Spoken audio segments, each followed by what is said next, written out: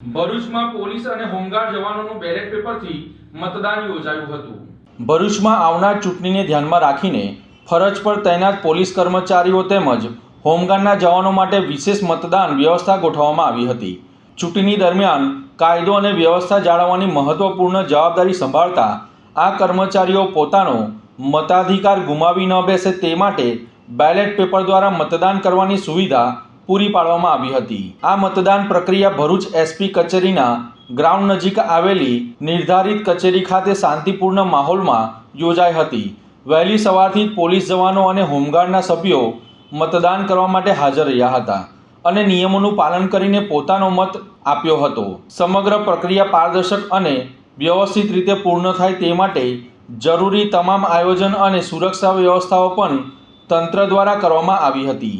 ચૂંટણી પર ફરજ દરમિયાન પોતાના લોકશાહી હકનો ઉપયોગ કરવા માટે જવાનોમાં ઉત્સાહ જોવા મળ્યો હતો। આ પહેલ દ્વારા એક સુનિશ્ચિત કરવામાં આવ્યું છે કે ચૂંટણી જેવી મહત્વપૂર્ણ પ્રક્રિયામાં જોડાયેલા કર્મચારીઓ પણ મતદાનથી વંચિત ન રહે। લોકશાહીના પર્વમાં સક્રિય ભાગ લઈ પોલીસ અને હોમગાર્ડના જવાનોએ ફરજ સાથે સાથે પોતાની નાગરિકતાની જવાબદારી પણ નિભાવી છે।